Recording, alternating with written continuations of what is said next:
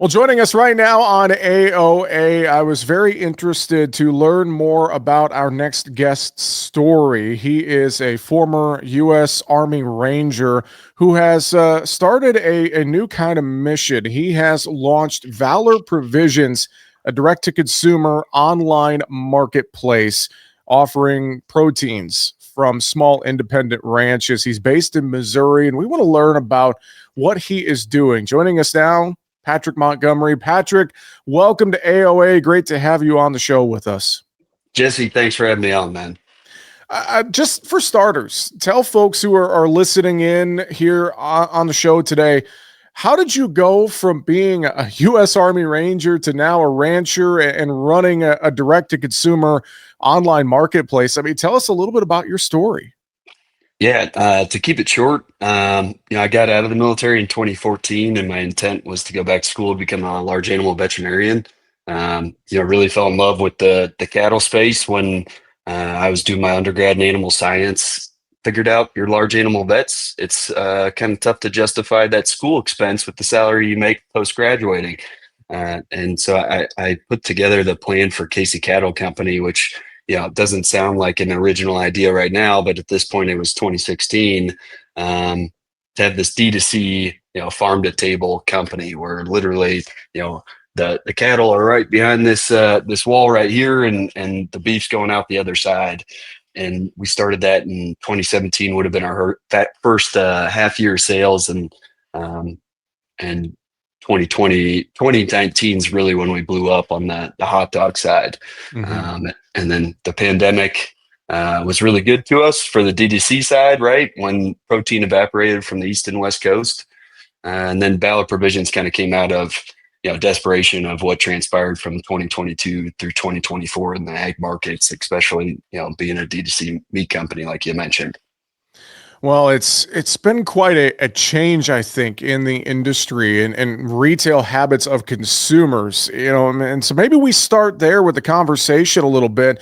And there's been so much talk about, just the supply of the cattle herd right now in the US and beef prices in general. But I think a lot of folks are more in tune with, they're used to going to the grocery store or the meat counter, the butcher shop, whatever the case is. But more folks are taking advantage of and looking at online direct to consumer platforms like you have. I mean, it's been an evolving conversation that I'd say has really ramped up since the pandemic, Patrick. Yeah, you saw a ton of D2C meat companies pop up during the pandemic, and a lot of those have since evaporated. It's not easy. The common misnomer is like, hey, I'm raising cattle. I'm gonna take it through an end product and then ship it to the consumer. It's like two separate businesses, and if you're not really knowledgeable on that shipping side, you can lose your rear end. I made a lot of those what I like to call tuition payments when we were pretty small, and we got pretty good at it. And so from 22 through 24, as I start to see, the writing on the wall, 10% of U.S. farms shut down, inputs are through the roof across the board, cattle inventories at the lowest numbers we've ever seen as a nation. The idea for Valor Provisions was born out of that, which is essentially, how do we provide an economically viable option for these smaller farms and ranches throughout the United States that are evaporating at an exponential rate? How do we solve these logistical and marketing problems for them? Because we've gotten really good at that. So Well, and to that point as well, I think a lot of consumers, I've had some of these conversations here recently. I just had one on the chicken side, for instance. A lot of folks are wanting to know where their food comes from, where their protein comes from, and working with a smaller family ranch or working with a company like yours, things of that nature, providing consumers with that knowledge of knowing where their beef comes from is so huge right now. I mean, talk about your perspective on that, Patrick. yeah, I mean, the consumer is becoming aware of it. Unfortunately, there's a lot of misnomers out there about what happens on America's farms and what certain product claims mean at the grocery store. So there's a lot of explaining to do, right? And so that's where we come in. You mentioned chicken. We just brought on our first pasture raised chicken vendor based here out of Missouri.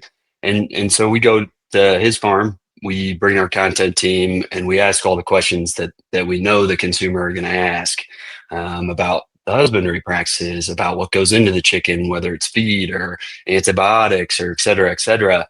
And we have the farmer explain, hey, here's what I do, here's why I do it, here's why I believe in it, and then we take that to the consumer, right? And for us, the cool part is, we're kind of like Costco online, right? We make our money from selling the lifetime membership that we sell on Valor, and we sell the protein at dang near cost.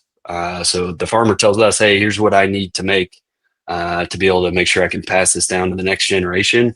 And our job is, how do we bring that to the end consumer at a price point that competes with the grocery store, while ensuring that that farmer or rancher makes the money that they need to continue to succeed. Well, and I think about this as well. And, I'm a big proponent of supporting the family farm and ranch and working with folks and making sure people know where their food comes from. And I don't want to dog anything, with the grocery store. I mean, we all go to the grocery store, but, sometimes the quality of meat that you get is not the best. I'm all for, hey, if I can work even with a local rancher to my home or work with an online company such as yours, things of that nature. I think just the taste and quality aspect there is so paramount as well, Patrick.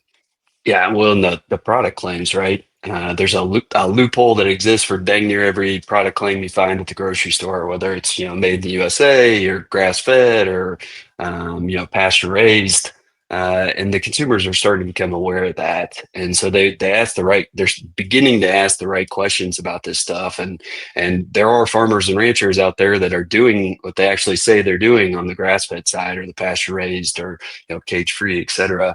And you hit it on the head. A lot of the beef that we're getting, imports are increasing drastically, or they were before the screwworm. And we have the lowest cattle inventory that we've ever seen as a nation, which, even before the screwworm and us shutting down border coming or beef coming across the southern border, that there's no cattle left, and there's not a next generation coming through to replace your aging farmer and rancher right now. And there's a reason for that. The economics don't make sense.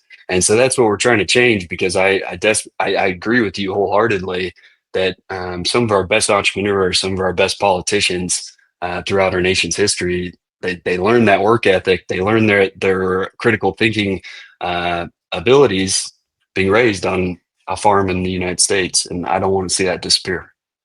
And I think about this too, Patrick. We think about the state of the cattle herd here in the US. You mentioned some things, obviously, with screwworms and the imports we've had and more.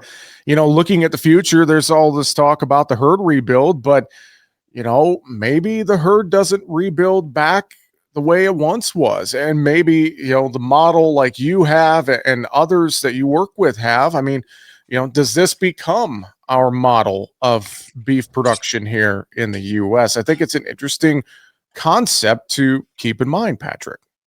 Yeah, I think we could use this shift away from the commodity market if we want to see the inventory rebuild in the United States. I think farmers and ranchers need to see, like, hey, this isn't at a temporary price point where, maybe by next year the price point's cut in half again, and I'm having to talk to the bank about selling off huge swaths of land to be able to continue to operate. I want to fix that. And the bigger the microphone gets, which is why I love doing these interviews, is the only way this thing works for us is just bringing some knowledge to Americans and also farmers and ranchers that, hey, there's other ways to do this where you can ensure your success. Well, it's a really cool thing that you are doing. And I know folks can learn more at valorprovisions.us. They can learn more about your KC Cattle Company, kccattlecompany.com as well. Patrick, as we close out the conversation here today, what would you leave folks with? Anything we missed? Anything you would reiterate just as you look at this whole direct to consumer model and look at our protein industry and beef production and more? I mean, what would you leave folks with today? One of the things I've been talking about for the last year and a half, and I think we're starting to see some things come to fruition right now, like what's happening with soybeans in the United States, is food security is national security. We got a lot of problems as a nation. I don't disagree with that, but I will say that we're not talking nearly enough about our food supply chain in this country and the fact that a lot of it is controlled by foreign entities that don't always love us, and all those other problems we have become very minute in scale if you can't feed your populace. So I just think this is something that everybody in the United States needs to be thinking a lot more about.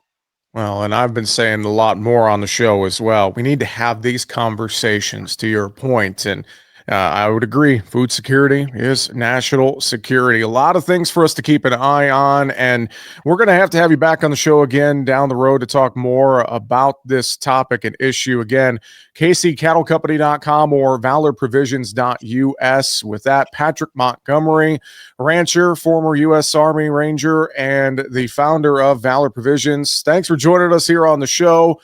Always good to talk about these things, and we'll look forward to having you back on again real soon. Thanks, Jesse.